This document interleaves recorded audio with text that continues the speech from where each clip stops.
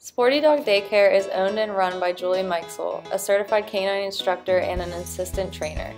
In her free time, she enjoys participating in agility with her 4 labs and her Great Dane. Her dogs have won in multiple competitions, as shown by her impressive ribbon collection. Julie spent a few years as an aqua instructor at a local gym where she was able to bring her dog to work with her. She was given the opportunity to buy a space that was owned by her boss. She had always wanted to run a doggy daycare, and this opportunity allowed her to pursue her dream. In order to become a doggy daycare, the space needed to be approved for that purpose. This was the biggest hurdle Julie had to overcome to open her business. She opened the facility here in State College in 2007 with only around 15 dogs coming in per week. Slowly, by flyers and word of mouth, the business grew to maximum capacity. Now, Julie is booked most days of the week and often has to turn potential clients away. Before a dog can attend Sporty Dog Daycare, Julie will conduct a behavioral evaluation. During this evaluation, she will choose 3 dogs of the same size or age to interact with the new dog. After the dog has successfully passed the evaluation, Julie will talk with the owner to make sure the dog is up to date on its vaccinations and have them sign a liability release.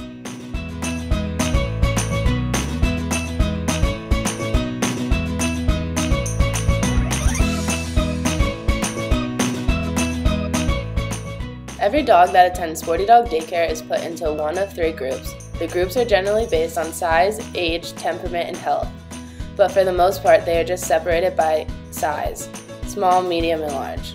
During the week of our externship, the dogs were on a rotation of 45 minutes inside and 15 minutes outside.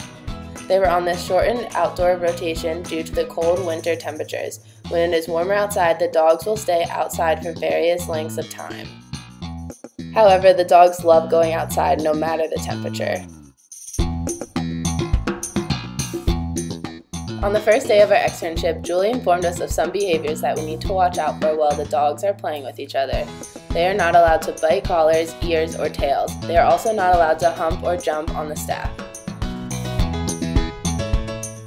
The same rules apply when the dogs are outside, but there are also a few more things to watch for.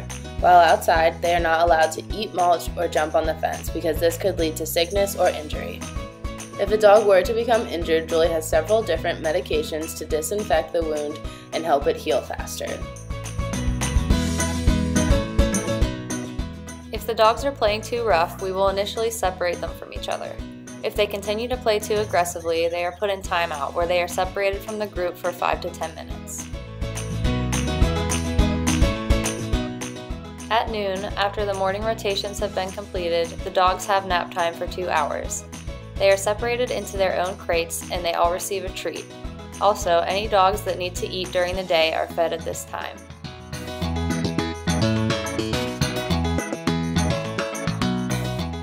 During nap time, the facility is closed to visitors and the staff members take a lunch break. Julie is able to return client calls, emails, and complete invoices.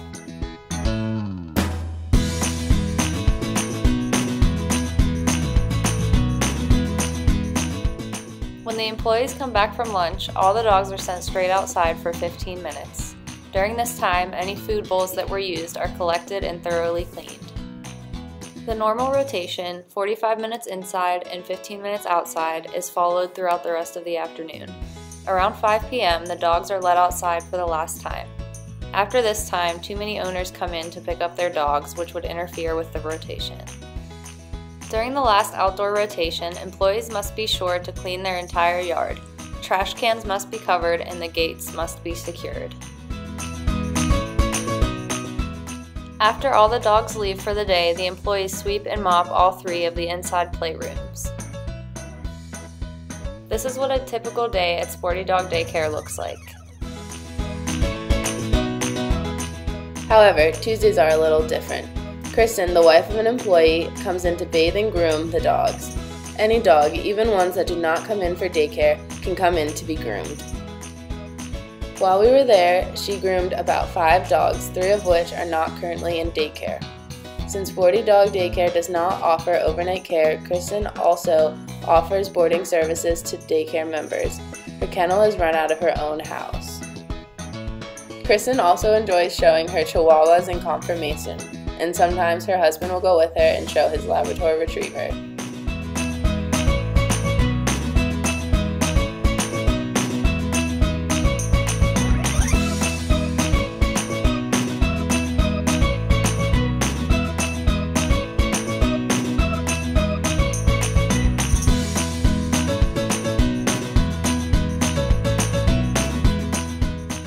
One of the biggest challenges during this externship was getting some of the dogs to listen to us.